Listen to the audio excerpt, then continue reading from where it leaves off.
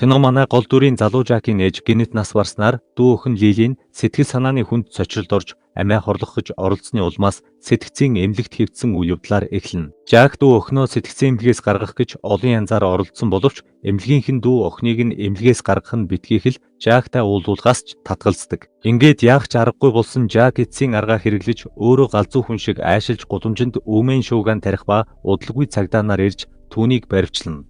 Хэсэг хугацааны дараа тэр дүүгийнхээ хэвтэж буй сэтгцийн эмнэлэгт сандал дээр хүлээтэй сэрэх бөгөөд эмч Жакийг үзээд түүнийг сэтгцийн хүнд өвчтэй гэж дүгнэн хамгийн аюултай өвчтнүүдийг хордог эмнэлгийн тусгай тасаг руу илгээдэг. Сэтгцийн эмнэлгийн харгалзагч Жакийн эсрэг талын өрөөнд байгаа нэгэн эрийг олон охид бүсгүйчүүдийг хөнөөсөн гажтантай алуурчин маш аюултай этгээд гэдгийг Жакад анхааруулдаг. Гэтэл гинэт өнөөх алуурчны амнаас цус гарч өвдсөндөө чангаар хашгирч эхлэхэд харгалзагч залууч түүнийг аврахаар яаран очиж хаалгыг нь нээн. Гэтэл Жак алуурчны гартаа барьсан прэткийг анзаарч энэ тухай харгалзагчид анхааруулснаар алуурчны харгалзагч руу гиндүүлэн дарих төлөвлөгөө амжилтгүй болдог.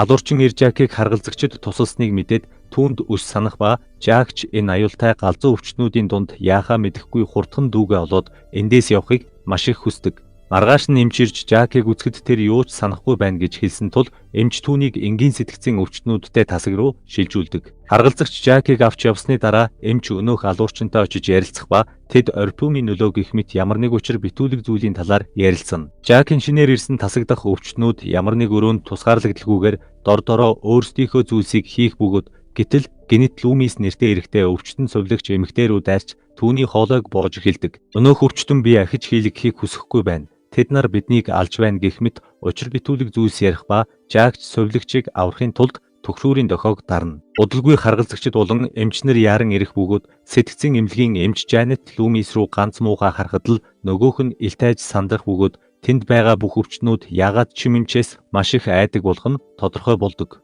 Энэ зуур сувлагч бүсгүй Жакийг өргөнд нь оруулаад түүнийг амар гэж хэлэх ба тэр сувлагчийг явсны дараа эмнэлгээс зүхтахдаа бэлтгэхийн тулд өрөөний цонхыг анхааралтай судаж эхэлнэ.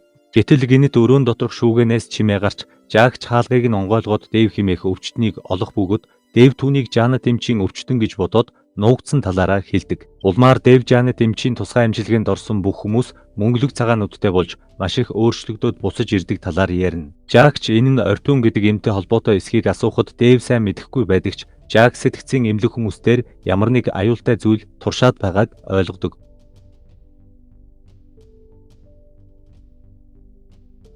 Энэ зур Жанет өөрийнхөө лабораторид Лумис дээр туршилт хийж байх бөгөөд тэр түнд орпиум тарихад Лумисийн нүд өөрчлөгдөн мөнгөлөг цагаан өнгөтэй болдог. Харин сэтгцийн эмнэлэгт хийгдэж байгаа туршилт ямар аимшигтай аюултай болохыг хараахан мэдээгүй Жак зөвхөн дүүгээ олоод хурдхан эндээс зүгтахтаа л анхаарна. Ингээд маргааш нь Жак сувлагч эмэгтэй дүү Лилийг нь авчрахыг хараад дүүтэйгээ нууцаар очиж уулзсан. Энд түүнийг аврахаар ирснэ. Хэлэхэд Лили түүнийг тэнэг зүйл хийлээ гэж зэмлэн энд ирсэн өвчтнүүд хизээч эндээс амьд мэнд гардаггүй гэж хэлдэг. Ингээд тэдний яриа ширүүнээр маргалдаж дууссан ч Жак дүүтэйгээ хамт эндээс зүхтан гэсэн зорилгоосоо нийцэлгүй орныхоо төмрийг салган авч цонхоо онгойлгохыг оролдсон ч гараа гүнзгий зүсчрэгдэг. Дараа нь Жак сэтгцийн өвчтнүүдийн сэтгэлээ уудлах уулзалтанд очих ба түүний шархнаас цус гойжин шалан дээр дусахад гинэт санаанд багтамгүй зүйл болдог. Лумис түүн рүү дайрч Жакийг хацгаар оролдох ба харин нэг эмгэн шалан дээр дуссан цусыг долоож эхэлнэ. Өрөөнд дотор эмх замбраагүй байдал үүсэж сувлагч эмхтэйч тэднийг буцаагаад байранд нь суулгахаар оролдож байтал Лумис сувлагчийн гарыг яг л магчнаратан шиг хазаж орхидог. Гэсэн ч азар харгалзагч ирж Лумисийг цохиж унагаснаар удалгүй байдлыг намжаана. Харин Жакийн хувьд энэ үйл явдал түүнийг маш ихээр цочирдуулж тэдний хийгээд байгаа туршилт хүмүүсийг ямар аюултай хэрцгий догшин болгодгийг ойлгодог. Ингээд тэр сувлагч Нэнсигээр дамжуулан шуудхал Жанет эмчтэй очиж уулзаад бүх үнэнээ хүлээж дүүтэйгээ уулзахын тулд энэ бүх хугацаанд галзуу солиотой юм шиг жүжиглэж байснаа тайлбарлана. Улмаар тэр эмчээс түүнийг дүүтэй нь хамт эндээс гаргахыг гуйсан ч Жанет Жакийг явуулах нь битгий хэл харин ч буцаагаад аюултай өвчтнүүдийн байрладаг тусгай тасаг руу шилжүүлдэг. Түүнийг буцаж ирэхэд тусгай тасгийн өвчтнүүд өмнөхөөсөө ч илүү галзуурч догширсон байдалтай байдаг. Ингээд тэнд удаан тэсэж чадахгүйгээ ойлгосон Жак Жанет эмчийг эрэхт нь өөрийгөө сэтгцийн асуудалтай гэдгээ хүлээн зөвшөөрч эрүүл болмоор байна гэж хэлснээр түүнийг буцаагаад энгийн өвчтнүүдийн тасаг руу шилжүүлнэ. Эндээс амархан гарч чадахгүйгээ ойлгосон Жак харгалзагч Чарльзад нууцаар эм нийлүүлдэг Дэвээс туслахыг гуйна. Дэв удаан танигдсны эцэст түүнд зүгтгцэн зааж өгөхөөр болдог. Ингээд тэр шөнөө тэд өрөөнөөсөө нууцаар гарч харгалзагч чайрлаас нуугдан хяналтын өрөөнд симээрхэн ороод эмнэлгийн нэвтрэх карт хулгайлна. Улмаар Жак шуудхан л дүү Лилигийнхээ хоригдож байгаа өрөөнд очиход Лилич маш айж сандарсан байдалтай тэд орой болгон өвчтнүүдийг нэг нэгээр нь авч явж аимшигтай туршилт хийдэг талаар эхлээд ахаасаа аврахыг гуйдаг. Жакч түүнийг заавал эндээс гаргана гэж амлаад харгалзагч чайрлс ирж байсан тул тэндээс хурдхан шиг зүгтэж нэг өрөөнд ортол энэ нь Жанет эмчийн нууц лаборатори байж таарна. Өрөөнд нэгэн том төмөр тор байх бөгөөд тэнд сувилагч эмэгтэйгийн гарыг хадсан Лумисийг хорьсон байдаг. Жак Лумисийг хараад маш их айц цочирдсан ч өрөөг нэгжин шилэн буртгатай хачирхалтай бэлдмэл олно. Гэтэл гинэт хөлийн чимээ гарч Жакч нуугдахад Жанет эмч туслахтайгаа орж ирээд хоорондоо ярилцах бөгөөд туслах эмэгтэй нь орпиумыг мутацид орсон гэж хэлээд вирус шиг тархах магадлалтай гэж анхааруулдаг. Гэсэн ч Жанет үүнд огт санаа зовсон шинжгүй вирусыг хяналтандаа байлгаж чадна гэж үздэг. Ингээд тэднийг явсны дараа Жак шилтэй орпиумыг аваад өрөөндөө ирэх бөгөөд тэр бүх зүйл орпиум гих энэ шин бэлдмэлтэй холбоотой болохыг ойлгоно. Маргааш нь тэр Дэвд олж мэдсэн бүхнээ ярьж орпиум хүмүүсийг өөрчлөөд байгаа тухай хэлээд Дэвээс дүүгийнх нь өрөөний түлхүүрийг чайрлзаас хулгайлахыг гуйдаг. Гэтэл тэнд байсан цагаануудтай өвчтөн муур тэврэн тэдэн дээр хурж ирээд гинэт муурны толгойг тас муших ба өнөөх өвчтөн муурны цусыг амсныхаа дараа Жак Дэв хоёрлуу дайрна. Бусад өвчтнүүд ч муурны цусыг долоон идэж эхлэх ба энэ хооронд Нэнси болон Чарльз тэдэн дээр яран хурж ирээд Чарльз Жак руу дайрсан өвчтөнг цахилгаан бороогоор цохиулж Жакаас холдуулдаг. Жак хэдийгээр бэртэж гэмтээгүй боловч саяын дайралт түүний төвчээрийн утсыг тасалж тэрч байдал ямар аюултай байгаа талаар бусдад анхааруулan уурлаж эхлэхэд сувилагч эмэгтэй Жакийг тусгай тасаг руу илгээхээр шийднэ.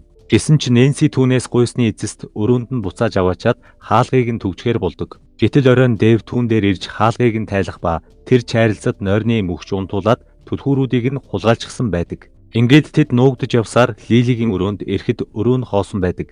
Харин энэ хооронд тэд Лили дээр туршилт хийхээр Жанет эмчийн лабораторид авчирч төмөр орон дээр хүлсэн байдаг. Жанетийн туслах торонд байсан Лумист хоол өгөх гэж байгаад санамсаргүй гараа торонд хийхэд Лумис ч гинэт гарнаас нь барьж аван асар их хүчээр гарыг нь тасар татан аваад идэж эхэлнэ.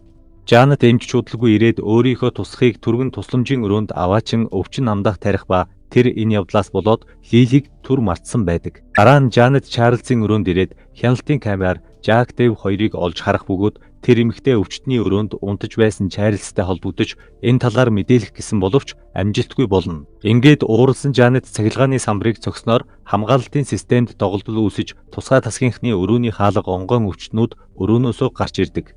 Улмаар тэд Жак Дэв хоёр руу дайрахад Жакч өөрлөгөө дайрсныг нь цохиж унгаад хаалгыг цахилгаан руугаар онгойлгон тэндээс зүгтэн. Тусгай тасгийн галзуурч догширсон өвчтнүүд тэдний араас хөөх ба удалгүй тэд Жанет эмчийн лабораторид ирж Лилиг амьд мэнд олж хүлээснээс нь суллана. Ингээд Жак Дэв Лили 3 тусгай тасгаар дамжин буцаад зүгтах гэсэн боловч гарах гарцыг битүүлсэн байх бөгөөд удалгүй халдвартай өвчтнүүд таац цөмлөн бууж ирдэг. Жакч эндээс зүгтах цорын ганц зам цахилгаан шат болохыг ойлгож цахилгаан шатыг засахаар оролдох зуур Лили Дэв хоёр тэднэрүү дайрсан халдвартай өвчтнүүдтэй тэмцэлдэнэ. Жак хэсэг ноцолцсны эцэст цахилгаан шатны утсыг амжилттай холбож тэд ч цахилгаан шатанд яаран орж суудаг. Гэтэл гинэт Жакаас болж төлөвлөгөө нь бүтлгүүтж байсан алуурчин түүнээс өшөөгөө авахар цахилгаан шатны хаалгыг хүчээр онгойлгоход Жак түүний ирүү рүү хямсаа зоож алдаг. Ингээд халдвартай өвчтнүүдээс амжилттай зүгтсэн Жакч хэсэг тайвшран дүүгээ тэрсэн боловч тэднийг доод давхар руу буухад дахин аимшигтай дүр зураг угтана. Бүх зүйл эвдэрч сүрэн хаа сайгүй цус болсон байх бөгөөд тэднийг гол хаалга руу явж байтал гинэт бүүн зомбинууд тэдэн рүү дайрч манай гуравч зүгтан нэг хаалгаар орж хаалгыг түгжээд цааш явна. Гэтэл тэд замдаа айж цочирдсан сувилагч Нэнситэй таарах ба Нэнси азар халдвар аваагүй байдаг. Нэнси тэдэнд тог тасарсан үед гол хаалга түгжигддэг тул гол хаалгаар зүгтах боломжгүй талаар хэлэх ба өөр аргагүй болсон тэд гал тогооны хэсэгт очиж өөрсдийгөө зэвсэглэж аваад дахин дээшээ гардаг. Жакч замдаа Жанет эмчийн өрөөнөөс гар буу олж авах бөгөөд Нэнси Жанетийн туслах нууц гарц мэдэж магадгүй гэж хэлснээр тэд Жанетийн туслахын хэвтэж байгаа өрөөнд очино. Жанетийн туслах тэдэнд 4 давхар дахь лабораторид нууц гарц байгаа талаар хэлж өгөх ба тэр бусад өвчтөн шиг зомби болохыг хүсээгүй тул тэднээс өөрийг нь алахыг гуйхад Нэнси түнд тариа тарьдаг. Дараа нь тэд 4 давхар руу явж байтал гинэт нэг зомби тэднэрүү дайрч Нэнсигийн хүзүүнээс хазах ба Жакч Нэнсиг аврахаар өнөөх зомби эмэгтэйг буудсан боловч хэтэрхий оройтож Нэнси амьсгал хураана. Ингээд тэд цааш зүхтаасан боловч зомбинууд араас нь хөөхөд Жак тэднийг буудах ба тэд угаалгын өрөөний нууц хоолоогоор авирна, зомбинуудаас зүхтааж буцаад тусгай тасагт ирдэг. Тэднийг ирэхэд хаа сайгүй цусан далаа болж бүх өвчтнүүд бие бинийгээ алсан шинжтэй байх ба тэд ч бушуухан шиг Жанет эмчийн лаборатори руу очиж туслахынх нь зааж өгсөн нууц гарцыг олдог. Гэтэл яг энэ үед Жанет эмч гарч ирээд Дэвийн нүд рүү шүүг зоож түүнийг алах ба Жак ууралсандаа түүнүү дайрч Лили Жанетыг цахилгаан бороогоор цохиулна. Ингээд тэд Жанет эмчийг өлсгөлн Лумисийн торноос хүлж тэнд нь орхиод өөрсдөө нууц гарцаар зүхтан эмнэлгээс гардаг. Замдаа тэд цагдаагийн машинтай таарч Жак тэдэнд булсан бүх зүйлийг ярина. 2 цагдаач Жакийн хориглохыг тоолгүйгээр өөрсдөө шалгаж үзэхээр сэтгцийн эмнэлэг дээр ирж хаалганых нь гадаа очиход Жан дэмж хаалгаа онгойлгох ба түүний араас халдвартай зомбинууд гарч ирээд өнөөх 2 цагдаа руу дайрна. Ингээд Жак Лили хоёрыг цагдаагийн машин дотор нуугдж байх зур халдвартай зомбинууд хотын зүг гүйж байгаагаар кино төгсдөг.